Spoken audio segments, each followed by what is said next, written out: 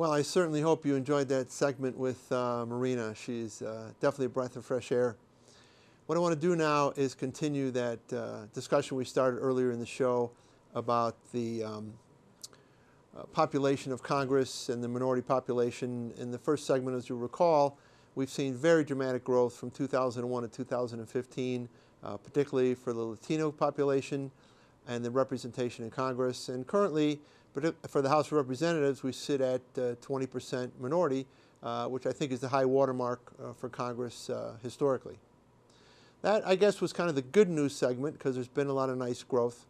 And the next segment isn't exactly the bad news segment, but it's kind of the maybe we're not where we want to be segment. I want to take the same statistics from Pew Research Center and point out maybe where there's some anomalies. So let's take a quick look at the whiteboard. In the last discussion, we talked about the Congress is 17% a minority and the House itself 20%. Now again, the House is 20% because the Senate is low, and we talked about why the Senate might be a bit low.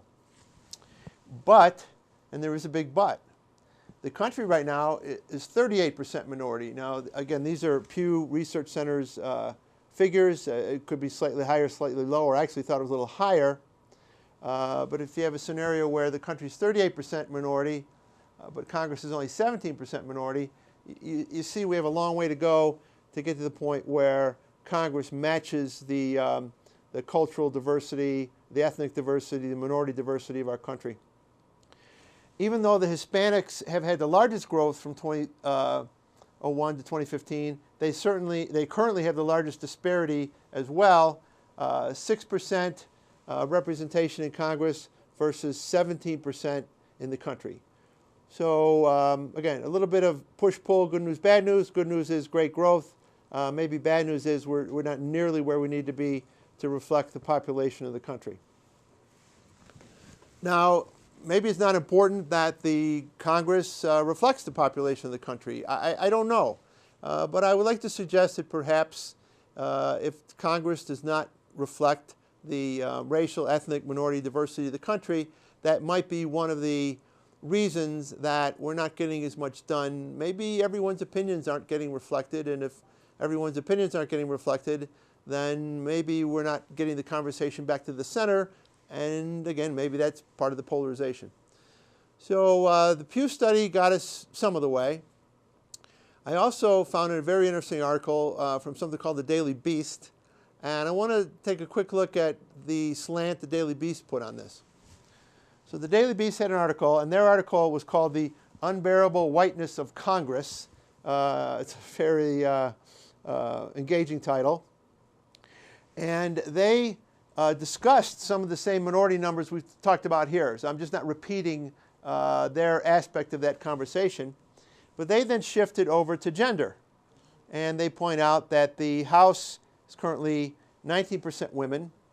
The Senate is 20% women. So actually the Senate's outperforming.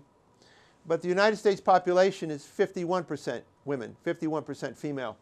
So we have a very dramatic mismatch again. In the minority sense, we're off by about a magnitude of 100%. Doubling is necessary. Here, it would be even greater. It would have to have even much more than double to match the level of females in the population. What I found to perhaps be even more staggering is that the United States is 98th in the world, 98th in the world in terms of women, in percentage of women representing their national legislature, 98th in the world. So again, I don't know if minority representation is important with respect to the dysfunction and polarization. I don't know if female representation is important with respect to dysfunction and polarization. I personally happen to believe that as we gain minority representation and as we gain female representation, I think there is going to be a shift in the dialogue. I think that shift is going to be positive, and I think it's going to draw the conversation to the center. That's my opinion. But when you look at the numbers and the fact that our country is not well represented in the sense that our Congress does not reflect this population, perhaps that is part of the problem. On a couple of earlier shows, we talked to the Democratic chairwoman and the Republican chairwoman for Pitkin County here, and I asked each of them if we needed more female representation. They agreed. We talked about that a bit.